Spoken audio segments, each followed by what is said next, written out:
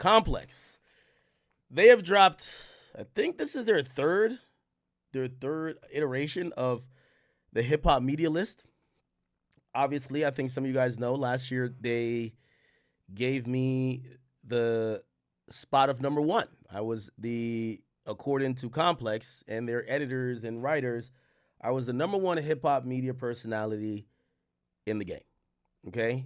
Now, what they took into account, and we'll actually read it here. Let's see. And this is a power ranking according to them. Now, we're gonna read a little bit of this. I get into the list in a little bit. We're gonna actually go through it. They said, when it comes to power and shaping a culture, the divide in hip hop media has never been more chaotic. On one side, there's the old guard, there's the podcasters, radio DJs, resident unks who interview vets and break down the nitty gritty, album sales, the state of the genre, and who's in the top three right now. They're focused on upholding a traditional ethos, trying to preserve what hip hop used to be, and there's a good chance they sat down with the clips for their rollout. On the other hand, there's a wild new bunch. There's the streamers, YouTubers farming clips all over the internet. They're tapped into an underground, deep and niche pockets, often taking their audience on experimental adventures or orphan behind the scenes access in ways traditional media just can't. In this day and age, merely reacting to new rap music in an entertaining way can qualify as hip hop media. Fittingly, this split mirrors the current musical landscape, defined less by superstars and more by thriving micro scenes, pushing the genre forward. The tension is front and center in this our third edition of our annual hip hop media power ranking list.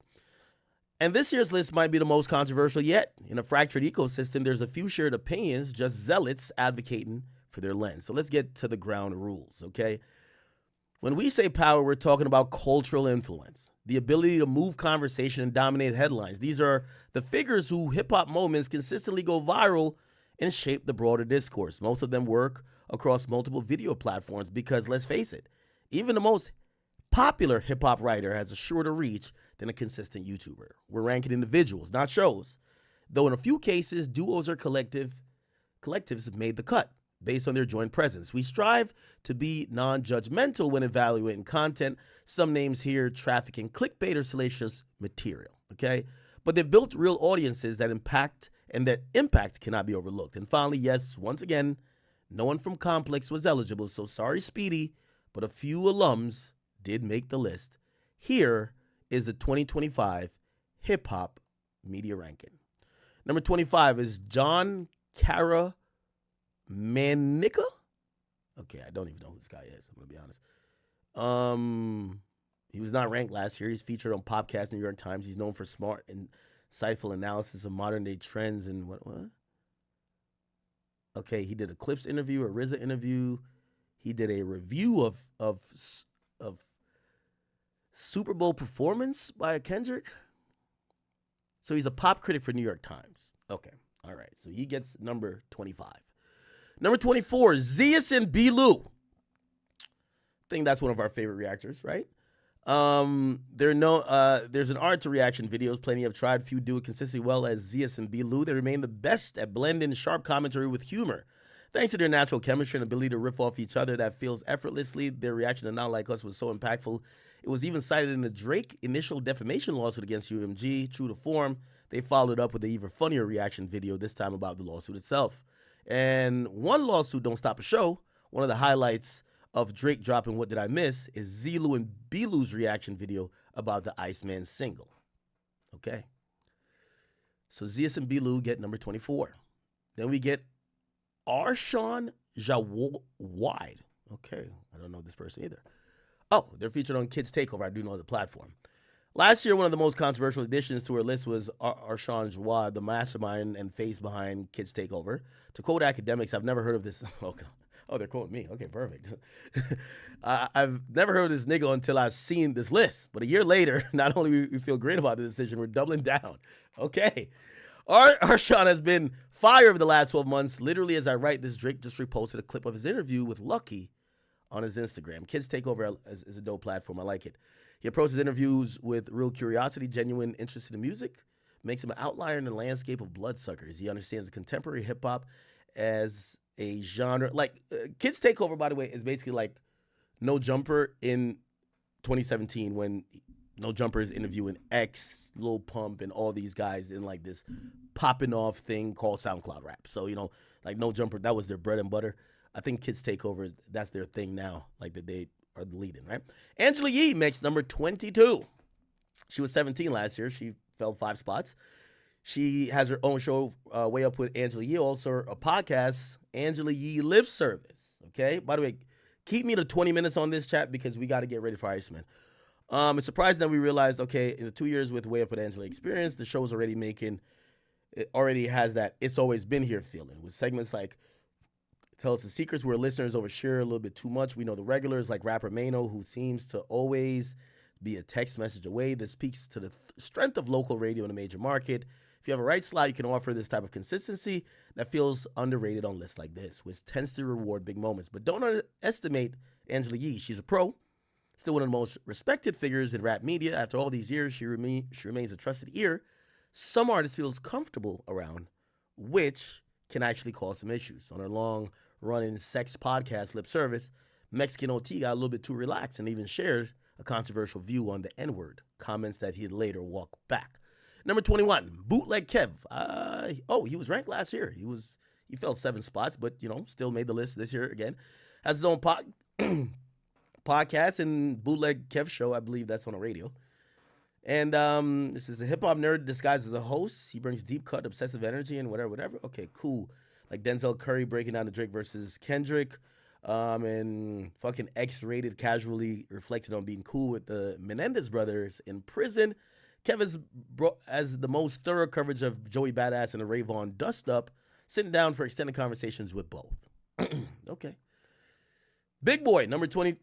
Again, when I mention legends like Big Boy, I got to say Big Boy really is bigger than a list. One of the legends when it comes to talk radio, but also media personalities, so salute to him.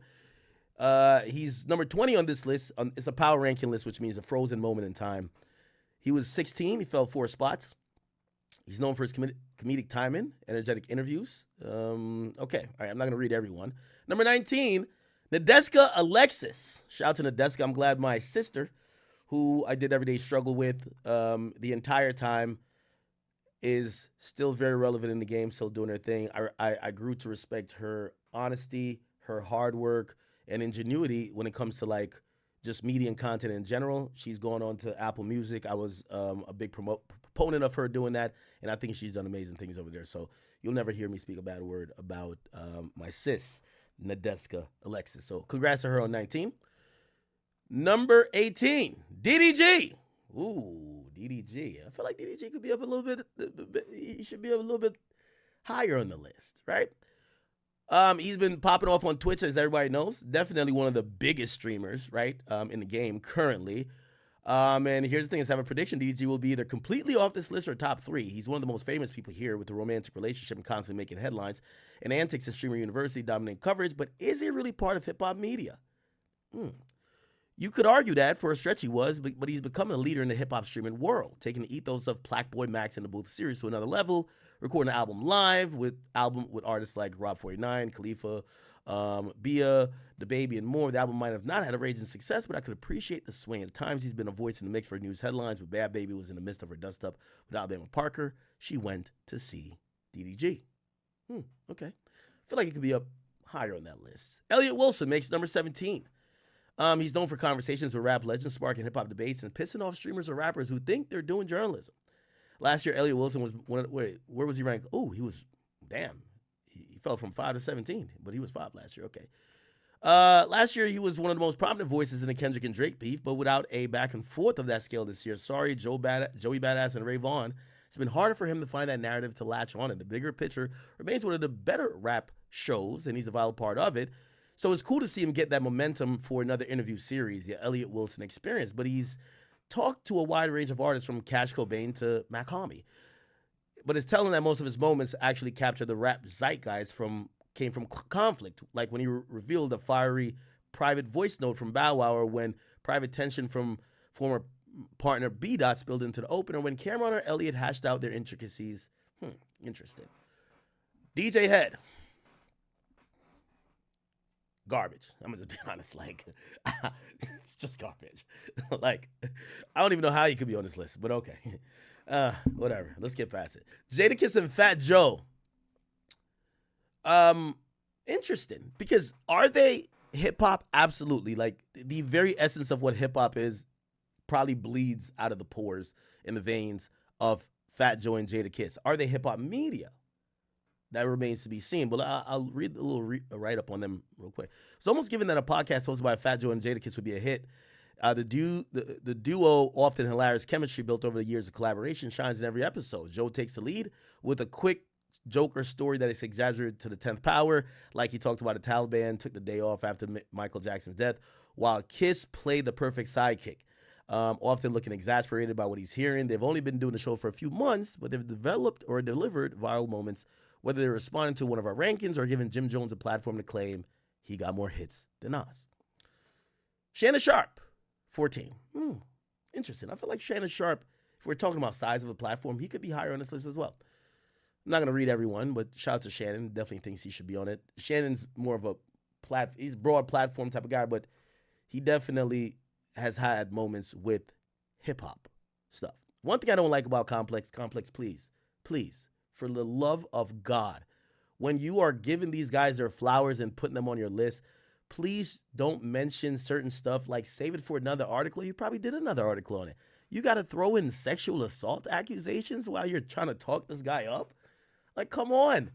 Like, bro, like the reality of it is this. We're not judging him on if he's an amazing person or if he likes snow bunnies. We're judging him if he's a good outlet and a good personality, or he has power and influence within hip hop. Why the fuck are you mentioning sexual assault accusations?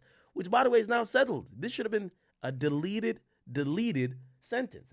Come on now. Come on. You guys did the same thing with me last year. I didn't like it. Trap Lil Ross, my boy. Trap. I think Trap is an innovator. He's taken what I think a lot of people strive to do.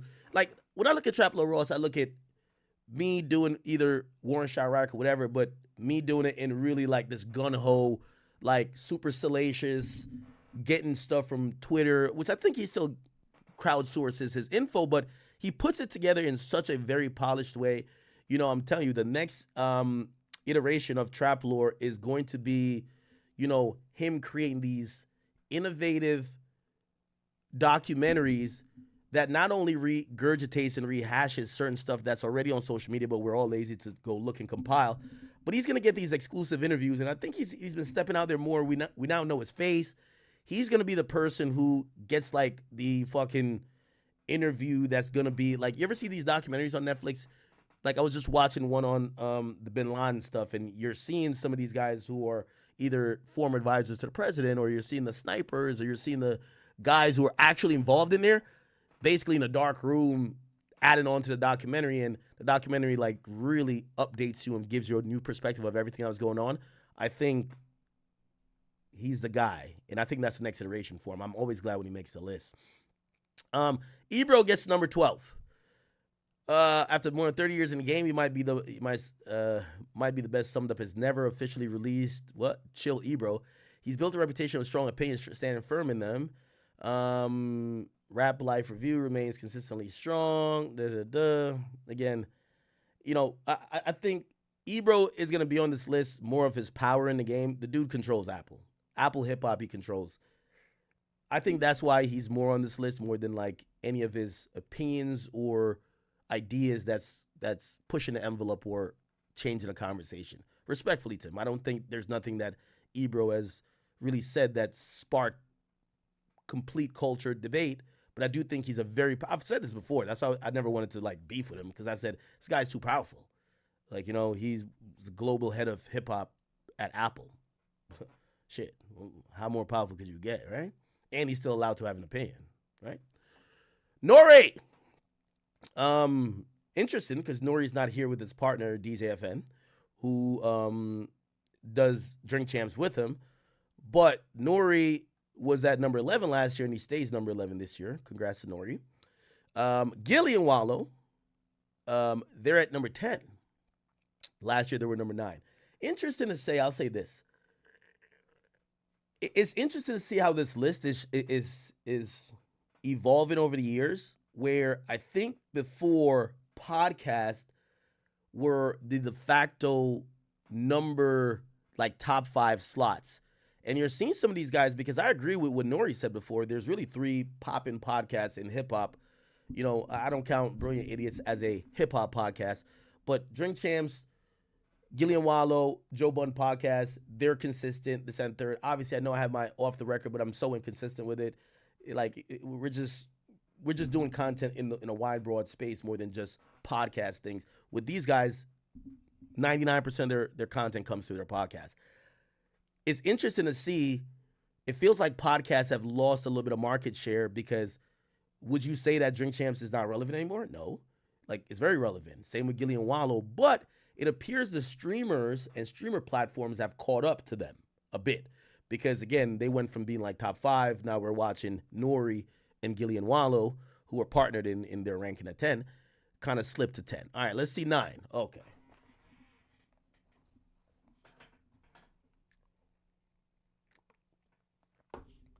My mama said, if you don't got nothing nice to say, just skip past it.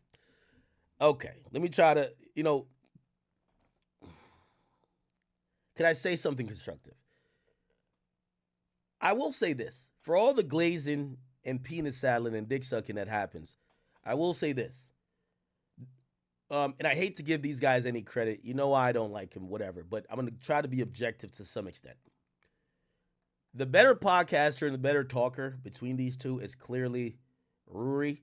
However, I'm going to be honest with you. I believe that their podcast has gained an additional sense of relevance because of Mealy Mall. Why?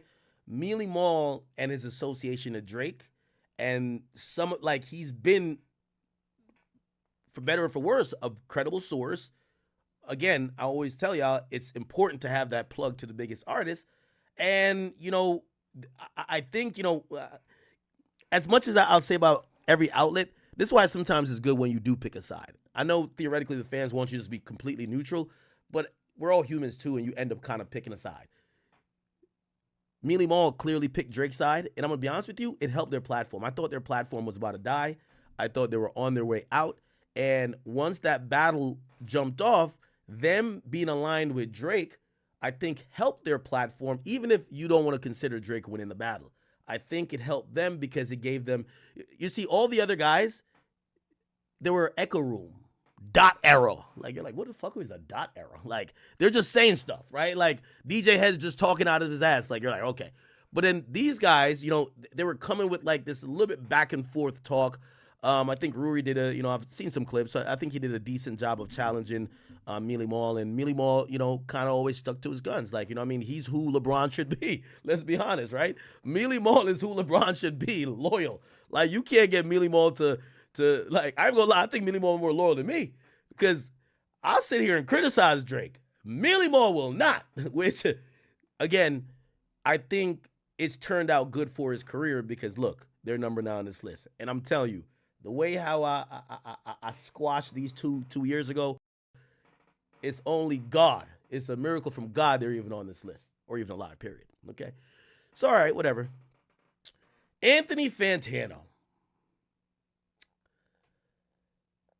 I can't say he doesn't deserve to be on this list or doesn't deserve the position.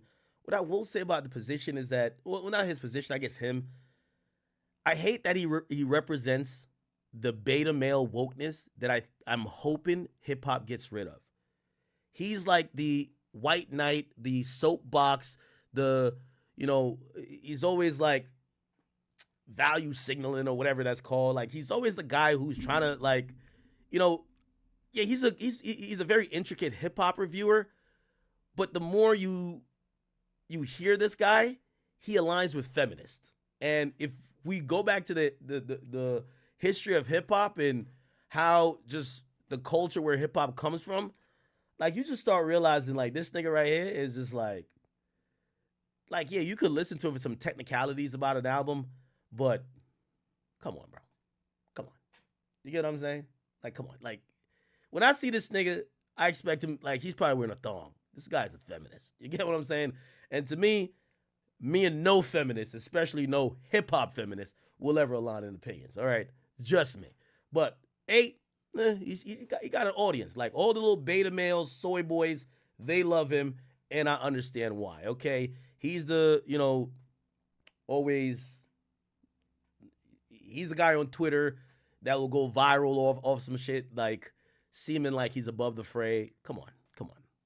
Which this is why like a nigga like this, like we all know niggas like Kodak, Young Boy. Like when he talks about them, I'm like, I don't care. You need to talk about Tyler the Creator or something, right? Like yeah, that's your lane. Tyler the Creator and like auxiliary left field hip hop. We don't want to hear you talk about the rest of hip hop, my nigga. I'm not gonna lie to you, right? Nardwar. Nardwar, not too sure what he did in the last year, but he's such a legend. I'm just not gonna question the ranking, right? Pretty sure he had some big moments. Him and Tyler probably did some stuff. Okay, all right. I'm not even gonna question it. DJ Vlad. Yo, let me tell you this. It's interesting the thing with Vlad. Vlad was talking to me about retiring from hip hop media, or just retiring from doing content. Period. And Vlad has worked tirelessly over 20 plus years, trying to get the recognition. At first, he couldn't get any like signed artists. I think personally, he started the wave of taking the quote unquote irrelevance or washed up artists and making them a thing in terms of giving them voices and making them interesting. And now I think the hip hop sphere, in terms of interviews, the interviews that do the most numbers aren't necessarily from artists, it's from people who wouldn't be on the Breakfast Club and this and third. It's just people who are personalities. Vlad has created a bunch of those, and we got to give him credit. I think he's in his prime right now still. So congrats to Vlad. Number 6, he remains with his ranking. Charlemagne the God, Big Charla. He falls one spot. Obviously, we know he's the lead on the Breakfast Club. Very impressive. To me, he's the radio GOAT. He's a media GOAT.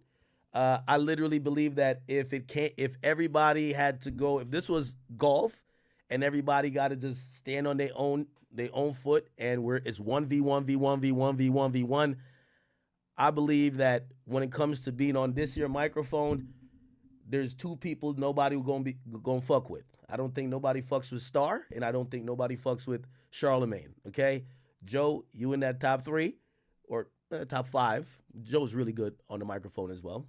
All pun intended, rapping too. But to me, Charla, Star, them niggas, especially in their heyday, unfuckable with, right? He still commands. These days of Charlemagne, I think, is his power manifest in what he's doing for others. I'll admit, I think he's tried to put on a bunch of people, some unsuccessful, but he's trying. I think Charlemagne realizes his influence at this point is not in a hot take or a hot opinion. It's about what he could build, whether he's trying to publish somebody's book or trying to put somebody on. And I think this is why Charlemagne always is going to have a top 5 spot. He doesn't even have to have a big interview, even though he always has big interviews. The guy interviews political candidates to presidential candidates. Come on now. It's undoubted, okay? Now, some people, the knock against him would be like, well, he toned it down, whatever. He might not have the most salacious hip-hop takes. Maybe he's like, grew out of hip-hop a little bit. But still, nevertheless, the platform and his presence alone is big enough that it still always impacts it. So, salute to Charlemagne, dropped 1 spot. Plaque Max is number 4. I don't even know if he was on the list last year. Wasn't on the list, but he breaks into the list with an impressive debut. Number 4. And I'm going to be honest with you, very well deserved, man. This guy is, to me, he did something for a piece of hip-hop that where outlets like myself, No Jumper, and a lot of other outlets that have just kind of grew up at this point or, kind of got our legs under us, we've not really, especially me, I haven't really given that much focus to these really dope artists that are on the come up. They're not superstars yet, but they have followings. Platboy Max's In the Booth series bodied it. I thought he did a phenomenal job. To me, definitely deserves a top 5. And I'm going to be honest with you, I think he also set a trend in how new artists could interact with media, right? He's not even media, he's like an artist, right? He's an artist, media. Like, he's kind of like this entity. So, salute to Platboy Max. And by the way, for everybody, me and Max, we've talked a bunch of times. He's reached out. Everything's cool. So congratulations to him, and I hope he continues. I know he doesn't want to be just trapped in one lane. Like I'm in the booth guy because he does many more things, but I hope he continues to do that because trust me, he gave voices to a lot of young artists in a time where I don't think they know how to get voices. Watching Bass Swag, watching 4-1, watching DC the Don on there, watching all these great rappers who were in that series, whether it was like these song wars. I think it was amazing. So very well deserved. Number 4. Number 3, we get to Big Joey. Big Joey. Not gonna lie, Joe. I'm gonna keep it a bean with you, brother. This year, I was like, I said, first year you were number 1, and I was number 2. Second year, I was number 1. You was number 2. The third year, not gonna lie, Joe, you did your thing. I seen you put up the little 20 mil number. All right, making 20 mil a year. I like it. I seen you put up the billboards in Times Square. I see it. I see you hop on the PJ today. Congrats, my brother. This was the year I'm like, they came for me with a cancellation. I was fighting a little bit, but I said, Joey might get me this year. By the way, it's the friendliest competition ever. Me and Joe, we got on the phone after the Drake thing, and we said to each other, yo, whether niggas say Kendrick won or Drake won, I'll tell you who else won. Us, nigga. Us. That was the honest truth. I think, during that time, people universally went either to Joe's platform or to me, whether I was reacting to songs, breaking songs, or they were going to Joe for these hot takes and reactions. And, one of the things I'll say about him, too, Joe is very shrewd. He has a really great way of analyzing music. And also, I think now we're watching him in his Vince McMahon bag, if you ask me. I think he's gotten, when I look over there, it looks like chaos, clusterfuck, but makes sense and has been making money, right? Like he has about 9 people on the cast, switches them out. I think Jadakiss' son was on there for a second. He brings him in, puts him over there, benches him for a little bit, brings another guy in, and everything kind of works. It kind of shows the dynamic talent that Joe was. I always go back to kind of giving him credit. When I first did Everyday Struggle, like they already knew they wanted me, but they were like, yo, let's do like a test run. So we went to do like almost not a rehearsal, but it was like a test little thing for like, and it was supposed to be for like 10, 15 minutes. After 3 minutes of conversation and arguing with me and Joe says, cut it. He's the guy. And that type of ingenuity and that type of, ability to spot content and be able to say, I could take this piece and I know his personality is this. I could evoke certain stuff. I watch him. Joe's a master. I watch him on his podcast. He evokes anger when he wants to evoke anger out of whether it's Melissa or whether it's Flip or whether it's Ish or, I see him use Mark Lamont and he juxtapose his opinions versus somebody else. And he really weaves a really entertaining web. So, congrats to Joe. Again, Joe, if you were number 2 above me, I wouldn't be mad. I think you did your big one this year. Congratulations, man, for all the hard work. Number 2, it's none other than your boy. They got your boy up here. After I was number 1 last year, I didn't have the nicest thing to say about Complex because I didn't like the write-up. And I don't even know if I want to read the write-up, so I'm going to let y'all read it. But I was wondering, I'm like, where am I going to fall this year? Obviously, you guys know when it comes to narratives, when it comes to setting the tone, setting conversations, bringing certain things to life, whether I'm liked or hated, I think we do a really good job. Whether, a lot of times we're viral either on TikTok, Instagram, Twitter, X, and people are saying, yo, fuck this guy. Why is he, we don't like his opinion. But it's never something where like, yeah. And I've always said that's the strongest part. I don't try to be, Charlamagne told me back in the days, like, you never want to be a shock jock. He never liked that word. He said shock jock says things for the shocking aspect or shock value. Say things that you mean. And for me, the way I analyze culture and the way I think about stuff, all of my opinions, I'm not saying it to be shocking. I'm not saying it to stand out. I'm not saying it to be a contrarian. I'm saying it because I believe it. And, fortunately for me, people have polarizing opinions or ideas about it. Some people really like it. Some people really hate it. And With that being said, Complex, I'm gonna thank you. I know y'all gonna put some weird shit in the write up. I do not even want to. Goddamn. Okay, I don't even want to read it. I'm not even want to read it. I don't even want to read it. I'm gonna be honest with you. Number one, Big Kai, Kai Cenat. Kai is number one. I believe in everything. I think Kai should be the number one guy for every fucking thing. I think me and Joe, we had said to each other, hey, we love this back and forth because, and also we love the, Charlemagne's in the mix and a couple other media personalities. And we love it because we've worked very hard to get to this point. But we were always saying, when is Kai going to pass us? Because it's reality. Kai has an incredibly huge platform, whether you want to call him hip hop or not. I don't think he brands or tries to say he's a hip hop aficionado, but he's a young kid with an opinion. Usually his age range is where the majority of hip hop targets. He's kept his integrity. He's doubled down, let people know I can't be bought, and I respect that about him. I told you, I've always heard numbers that people were down to throw out to try to influence his opinion. $100,000, and he turned it all down. He was like, if I like it, I like it. I don't. I don't want to be bought. I've always respected somebody who never could be bought, no matter how big you get, no matter how. And again, I've always said, if they could buy your opinion, you don't matter. Again, I don't think Kai would sit here and say he knows everything about hip-hop or knows the history all throughout this and third, or knows every artist. He likes what he likes. He's very influential with what he likes, and he does give shine to a lot of artists and a lot of particular type of music that he's into. So, well-deserved. I think that him bridging how big streaming has got and him always having some type of foothold or anchor when it comes to hip-hop, I think that's very admirable, and I think he's leading the whole charge in letting people know that it's the changing of the guards.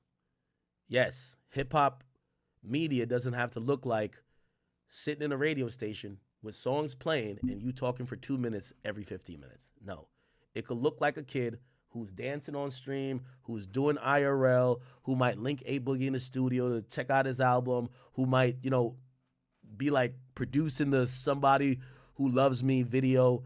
He's really good, and I'm not going to lie. Congratulations to Kai. So congrats. I think this list is good. I do want to make a few honorable mentions. Complex, I don't know what you got against Adam 22. I think it's criminal that he's not on here. I'm being honest with you. I know he does porn. I know he does this. I know he's white. I get all the things that people would say about him. I know people say, he's... Listen, I say some of this stuff too. Like, you're doing a lot of gang stuff. But his platform, and I know it's not a platform thing, I think Adam is, like, looking at this list, Adam should be on this list. We got to be honest. Last year, I gave him 22. Him not being on the list is kind of like, okay, come on. Right? Number 2, Whack 100. I'm sorry to tell y'all. And maybe y'all just don't consider them hip-hop media, but y'all consider Kai hip-hop media. Y'all consider DDG hip-hop media. Y'all consider Blackboy Max hip-hop media. Y'all consider people who do multifaceted things, but also hip-hop media. I think Whack 100 is too. So I'm going to be honest with you. I think Whack 100, I think Adam 22, they should both be on it. I'm not saying they should be in the top 5, top 10, but I think it's kind of disrespectful you guys don't put them on at all, right? Who else? Who else are we missing? Somebody says Charleston White.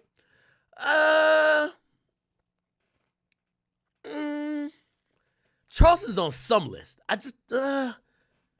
You see, we're broadening the idea of a hip-hop media outlet or media personality, but possibly, right? Charleston White. Somebody says Brandon Buckingham. I don't really get along with that guy. He doesn't really seem to, give a damn about me either. But I think Brandon belongs on it too. And maybe I'm a little bit biased towards maybe newer age independent content creator. But Brandon Buckingham, he's been doing some hip hop shit. He did some impactful stuff over the last year. I wouldn't be mad if he's on it. I'm gonna be honest with you. Who else? Sean Cotton. Yeah, I'm always, I think Sean is starting to more expand on his personality side. Definitely, I believe Sean, if it was a platform situation, and I'm pretty sure this will be Complex response like, well, Adam wouldn't make it for personality, but No Jumper would make it for platform. And I'm like, but like, I don't know. All right, anybody else? Anybody else? Anybody else? Anybody else? I'm trying to give everybody their flowers. Like, who do you think got left off? I'm saying Adam Wack and sure, Brandon Buckingham, right? Who else? By the way, we are 5 minutes supposedly away from Iceman, but I know Drake finna be late. Somebody says Art of Dialogue. I think that would be under the umbrella of platforms, 100%. Somebody said Tasha K. Man, y'all are trolling. Y'all are trolling.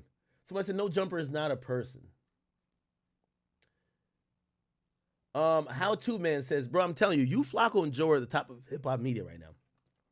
After y'all, it may be Vlad. I think, listen, I want to give some props to Flacco. Flacco, I think next year, man, you might get that debut on this list. Flacco's been working incredibly hard. I see him taking some of the complicated, very controversial stories. My only thing I would ever say to Flacco is just always ensure accuracy and that you're on your shit. But I think Flacco is working his way. You never know next year. And I think the only reason why Flacco isn't on this list is that hip hop media is waiting for that big moment. Like they're almost waiting for that joining Complex moment that I had, right? When I joined Complex, like they're looking for the, oh, Flacco has arrived moment. And, I don't know if it happens at No Jumper, but I think it'll happen if either does a show somewhere, collaborates with it has to be something that he kind of figures out, but that is going to give him probably all the recognition and put him in the conversations I would assume he wants to be, All right. Okay. All right. Bet. 5 minutes away from Iceman, people. By the way, Complex, thank you guys. I'm not going to read the review. I'm not going to read it. Let me Google it. Okay. Nah, I'm not going to read it. Complex, thank you. Chat, when I see this, it gives me incredible, I'm one of those people where no matter what, I always feel like I'm not working hard enough. And I know some of y'all be like, of course you're not working hard enough, nigga. You can't even do the 30 for 30. But I hope in the next 12 months I could up the ramp up the work ethic, ramp up some of the ideas and, bring certain things to life. And, be super confident going into next year. I'm not doing it for a list, but like, I also don't do this job to be number two. I do this job to be number one. You get what I'm saying? And I know competing with Kai is, I don't know if you could ever, but they claim it's not a numbers game when it comes to this. So, hopefully this next year we could even be more successful. And I'm going to find different ways to try to push myself. And, I love the fact that you guys are here to support me. I always say nothing bigger than the chat, and we'll figure it out. All right? Cool. Drizzy Dre.